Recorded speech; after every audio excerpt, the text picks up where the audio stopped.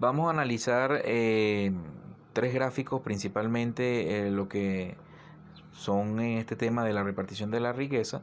Vamos a ver lo que significa el Great Enrichment de la humanidad, donde observamos cómo el nivel per cápita de riqueza se dispara a niveles exponenciales después de 1800, la revolución industrial.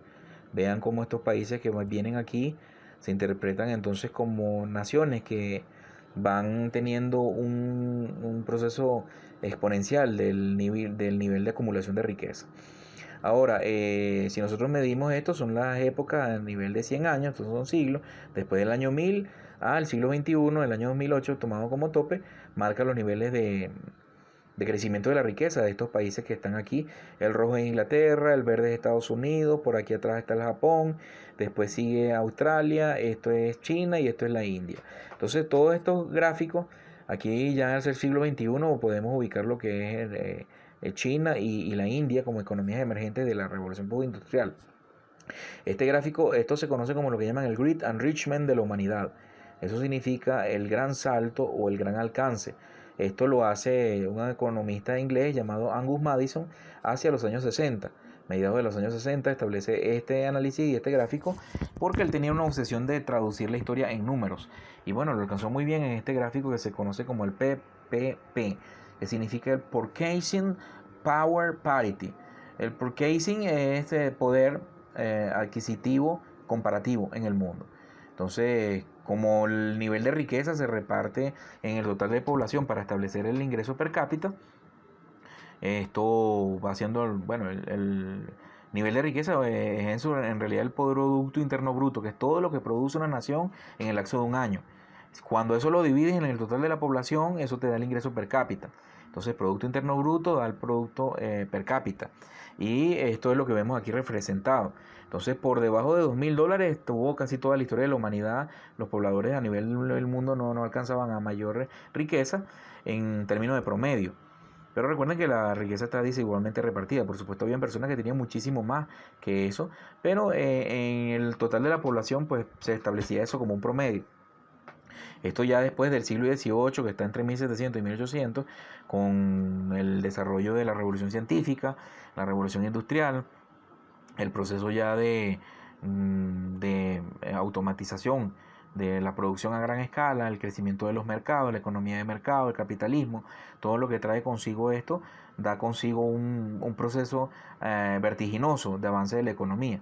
Ustedes pueden observar cómo Inglaterra y cómo Estados Unidos repuntan aquí en la parte verde el crecimiento industrial hacia el siglo XX y ya después de 1900 en adelante. Un poquito más tardíamente la China y la India y ya están hacia el siglo XXI, casi 100 años después. Sin embargo, aquí muy cerca de Estados Unidos y la gráfica de Inglaterra está representado Japón, que después de la revolución Meiji hacia finales del siglo XIX tiene un desarrollo industrial vertiginoso y sigue siendo una de las mayores economías mundiales. Una de las economías más poderosas del mundo sigue siendo la economía de Japón. Entonces vean cómo el proceso industrial también impactó en ese corazón del motor asiático.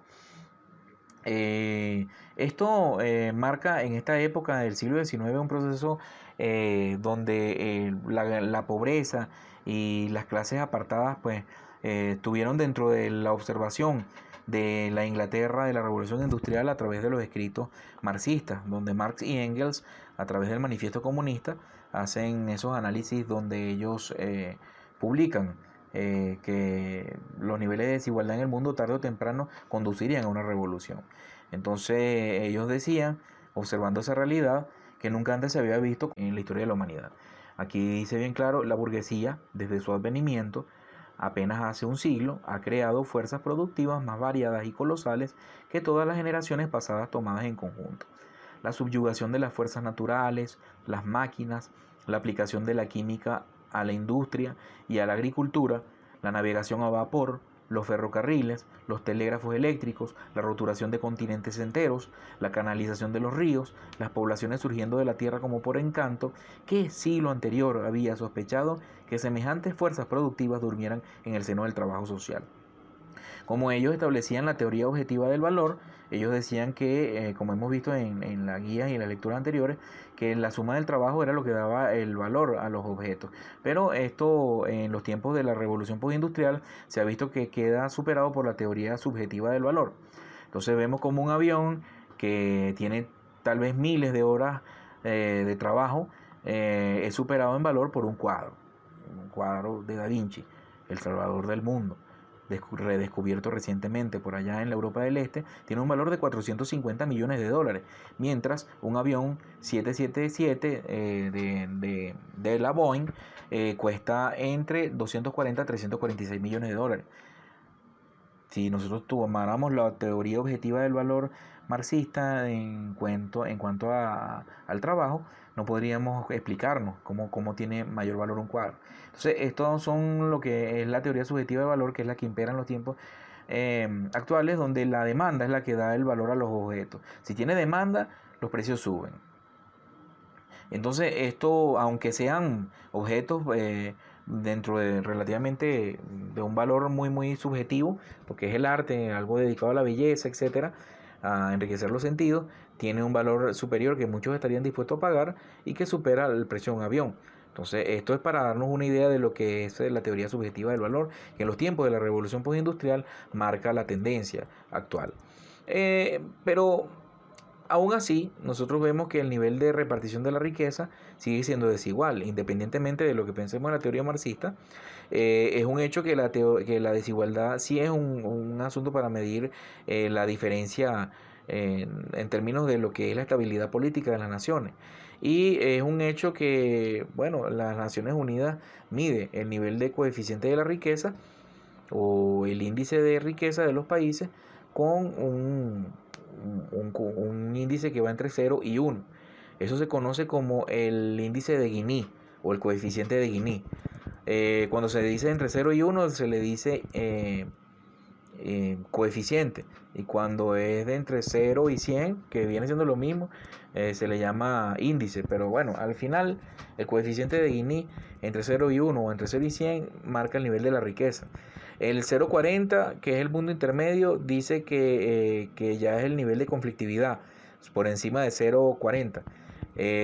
Lo que quiere decir que entonces, mientras más alto sea el índice de Gini, mayor es la desigualdad. El mayor número es el número 1, que establece que el 10% de la población estará en el 100% de la riqueza, es decir, que ellos controlarían el total de la riqueza, mientras que 0 establecería la igualdad absoluta, la igualdad total, donde toda la riqueza, el 100%, estaría dividido entre el 100% de la nación. Pero ninguno de los dos extremos se dan. Entonces se toma el cálculo promedio entre el 10% más rico y el 10% más pobre. Se dice que el 0,40 o el 40%, si lo tomamos como índice, establecería que ya es un 0,40 es alarmante, ya que esto indica una realidad de polarización entre ricos y pobres, siendo caldo de cultivo para el antagonismo entre las distintas clases sociales, pudiendo llevar a un descontento o agitación social. Bueno, digamos que una revolución. Pero sin embargo, nosotros vemos que si tomamos a los 158 países que están aquí medidos, en niveles de desigualdad, Estados Unidos está bien al final, porque Estados Unidos tiene el nivel 109. Entonces los niveles de desigualdad que pueda tener un país como Estados Unidos determinan un nivel de conflictividad social. Sí, puede ser un poco, si vemos las revueltas que cada cierto tiempo se aparecen en ese país, bien sea por temas del racismo o por cualquier tipo de situaciones de xenofobia que puedan existir en esa nación donde las minorías entonces estallan. Sin embargo, vamos a ver que están bien lejos de una revolución socialista. ¿Qué quiere decir esto? Que esos niveles de desigualdad determinan también un nivel de riqueza de la sociedad. Ahora, si yo les digo lo siguiente, ahora Estados Unidos tiene un nivel de desigualdad muy alto y es superado en niveles de igualdad por países como Haití. Entonces en Haití debería haber un nivel de justicia social mucho mayor que el de Estados Unidos. Pues no, un nivel de desigualdad en este país, aunque sean relativamente bajos de acuerdo al coeficiente de Gini, los pocos ricos, el 10% que estén allí, no son el mismo tipo de ricos que pueden haber en Estados Unidos. La riqueza que existe en diferencia en un país como Estados Unidos es insalvable. Entonces, ¿qué podríamos nosotros decir de este nivel de riqueza con respecto a los niveles de riqueza del sector más rico de Uganda? puede estar mejor repartida, pero el tipo de ricos que hay en esos países no tienen el tipo de ricos que hay en un país como Estados Unidos. Entonces esos niveles de desigualdad son muy relativos. Tampoco, inclusive teniendo Haití por encima, pues bueno, podemos decir que el nivel de igualdad sea un indicador que nos diga nada. E inclusive Venezuela tiene un país que tiene un nivel de igualdad muy superior, pero vean las condiciones en las que estamos nosotros. Pero somos superados por países como Irán o como Cuba, donde hay unos niveles de igualdad supuestamente mayores, pero no son más ricos que Venezuela. Entonces, esto es también una cuestión muy subjetiva. Los niveles de igualdad en la riqueza tampoco son un índice realmente que tenga eh, algo que decir de un punto de vista objetivo. Aquí estamos entonces viendo cómo Canadá, uno de los países más ricos del mundo, con mayores niveles de estabilidad, está superado en el índice de igualdad de acceso a la riqueza por un país como Liberia. Y así Italia está superado por un país como Bangladesh, que está en el puesto 39, mientras que Italia está en el puesto 47. Entonces, bueno, y de Bangladesh es uno de los países más pobres del mundo, la gente huyendo por hambrunas totales y tiene un nivel de acceso de la igualdad, pero igualado hacia abajo, es decir, en la pobreza. Entonces, esto determina cómo la cuestión de la riqueza puede ser un punto de lo que es el índice de Gini muy subjetivo. Alemania tiene un índice de igualdad muy superior a todos los países anteriores, pero es superado en niveles de igualdad por países como Argelia, que es un país africano. Entonces vean si el nivel de riqueza de Argelia es mayor que el de Alemania. Es decir, el nivel de riqueza no se mide por el nivel de igualdad en la repartición de la riqueza. Y si fuera cierto que entonces el nivel de igualdad de la repartición de la riqueza establece el nivel de desarrollo, como lo visualizaba la creencia marxista, estaríamos viendo que entonces los países, mientras más índice de igualdad tengan, entonces más se desarrollan. Y los índices de desigualdad van creciendo en el mundo entero a medida que se van desarrollando. Ok, con esto podemos dar fin a estos elementos de comentarios. Quedan entonces para ustedes los gráficos en la carpeta del campus virtual. Que tengan todos muy buenas tardes.